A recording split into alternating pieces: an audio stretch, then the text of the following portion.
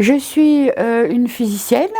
Je suis directrice de recherche émérite à l'École normale supérieure et je travaille dans le domaine de la physique quantique. Je suis très impliquée dans l'éthique de la science et j'ai été pendant 10 ans, jusqu'à l'année dernière, membre du comité d'éthique du CNRS, ce qui m'a amenée à me préoccuper un petit peu de l'impact de la science sur la société. Je suis impliquée dans l'Union rationaliste, je m'occupe du site et je suis co-rédactrice en chef de sa revue Raison Présente qui fait des dossiers sur les thèmes de sciences et société. Pourquoi est-ce que j'ai choisi d'être à l'Union rationaliste et pourquoi j'ai choisi de m'y impliquer?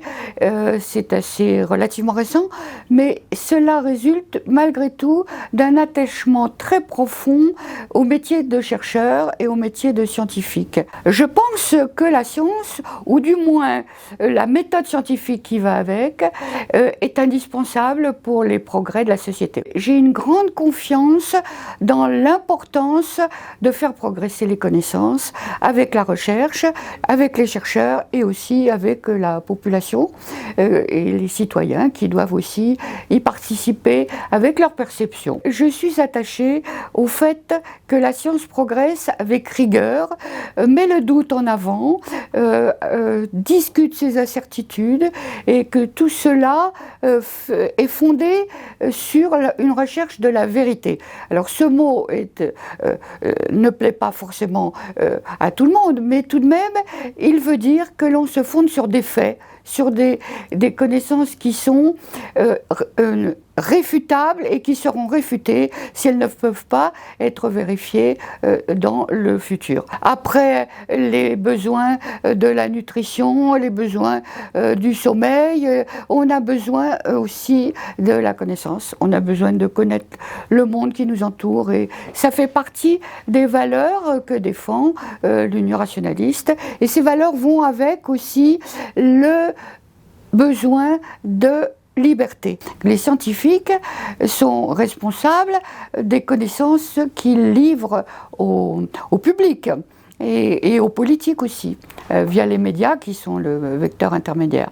Donc je pense qu'il faut que l'Union rationaliste travaille sur cette notion de responsabilité qui est maintenant tout à fait à l'ordre du jour. On l'a vu pendant le Covid, les scientifiques ont donné des informations, mais avec un sens de responsabilité limité, puisqu'ils les ont données sans vérification, souvent dans le désordre, dans grande confusion, et que cela a un peu entamer la confiance du public dans les scientifiques. Donc la notion de responsabilité, de la façon aussi de communiquer me paraît est quelque chose de très important et doit être fait de façon rationnelle. On voit bien que de nos jours, les choses ont changé par rapport au début de l'histoire de l'Union rationaliste. La circulation de l'information se fait de façon complètement différente depuis Internet et comme tout le monde le sait maintenant et comme surtout les jeunes le pratiquent, elle se fait par les réseaux sociaux. De telle sorte qu'il n'y a plus une vérité complète et démontrable qui circule, mais elle se propage de façon très curieuse et très compliquée, et qu'il est difficile de décrypter, mais par bassin de réseau, et comme l'a très bien montré Chaval-Arias lors du colloque que l'Union rationaliste a tenu sur la fabrique de l'opinion, il y a des bassins de réseaux qui sont consensuels, d'autres qui sont en opposition et qui ne se recoupent pas du tout et qui ne communiquent pas entre eux. Et donc la façon de communiquer est devenue très complexe. De cette façon, beaucoup de fake news, de fausses nouvelles ou d'infox, comme on les appelle maintenant, circulent dans le public. Ces fake news il est difficile de les contrer de la part des rationalistes. C'est un problème pour les sciences humaines et sociales et pour la psychologie de voir pourquoi elles ont été émises. Elles viennent de la peur, elles viennent du doute vis-à-vis des élites scientifiques.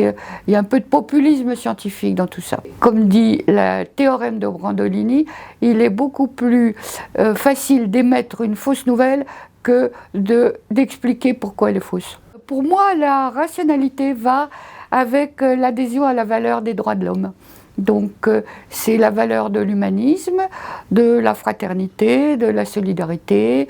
Ça a été bien illustré par le prix de l'Union rationaliste qui a été décerné à Cédric Héroux, en même temps que François Héran, le membre du Collège de France.